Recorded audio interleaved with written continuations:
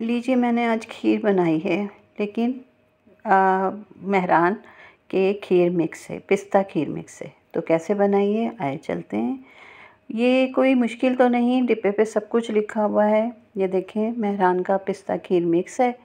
तो मुझे बस अच्छा लगा और मैं ले आई। ये डेयरी उमंग का दूध था 1 लीटर, और ये बादाम पिस्ते और मावा कुछ भुना हुआ मेरे पास रखा था, तो मैंने कहा ये भी हम इसमें शामिल करेंगे। और ये तकरीबन 1.25 किलो के करीब दूध है, तो इसके लिए ये पैकेट पूरा हो जाएगा इंशाल्लाह। तो इसमें तो 1 किलो दूध चाहिए, लेकिन मैंने 1.25 किलो लिया है, तो अगर मीठा कुछ कम लगेगा तो हम इसमें शामिल करेंगे।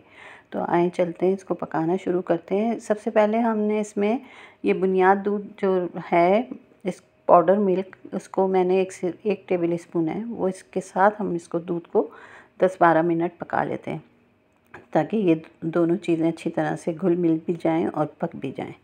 खीर पकाने में मैं बहुत माहिर नहीं हूँ, लेकिन फिर भी अच्छी बना लेती हूँ, तो सोचा इस दफ़ा डिब्बे से के पैकेट से बना ली जाए।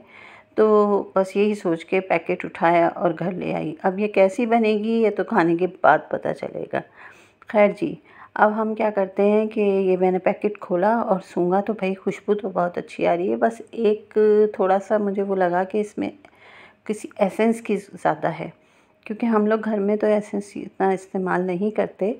तो अगर आपको भी ये फ़ील हो कि एसेंस की खुशबू ज़्यादा आ रही है, तो फिर आप ऐसा कीजिएगा कि थोड़ा-सा चावल घर का भी इसमें शामिल कर लीजिएगा। ये 10 मिनट इसको पकते हुए हैं, तो फिर मैंने इसके अंदर इस पैकेट को डाल दिया है, क्योंकि मुझे हाँ, अच्छा लगता है। बहुत ज़्यादा एसेंस तो नहीं अच्छा लगता, कम अच्छा लगता है। तो इसमें थोड़ी खुशबू ज़्यादा थी, हमें फ़ील हुआ। बस मुझे तो इसमें यही ख़राबी थोड़ी-सी नज़र आई है, बाकी सब परफ़ेक्ट था। और ये मैंने मावा और ड्राई फ्रूट जो भुने हुए रखे थे ना, वो भी इसमें शामिल कर दिए हैं, ताकि वो भी साथ-साथ पकते रहें इस मिक्सचर के साथ। तो अभी भी खुशबू बहुत अच्छी आ रही है, लेकिन वही बात कि एसेंस की ज़्यादा है। अगर आपको एसेंस की खुशबू नहीं पसंद, तो शायद आपको ये पसंद ना आए, और अगर आपको ये पसंद है तो फिर शायद आपको बहुत अच्छी लगे, क्योंकि ये अच्छी बनी थी। और खूब ठंडी करके खाएंगे ना, तो मज़ा भी बहुत अच्छा आएगा आपको खाने का। बहरहाल बुरी नहीं है, अच्छी है। अच्छा जी, अब इसको हमने पकाते हुए 10-12 मिनट हो गए हैं। अभी ये मुकम्मल तौर पे गाढ़ी नहीं हुई है। जैसे ही ये गाढ़ी होगी, तो फिर हम इसको डिश आउट करेंगे, क्योंकि थोड़ी देर बाद ठंडी होने के बाद भी ये चीज़ें गाढ़ी हो जाती हैं अक्सर। ये देखें, हम गाढ़ा होना शुरू हो चुकी है। बस मैं इसको उतारती हूँ, ठंडा करती हूँ, और इसको फिर डिश आउट करते हैं।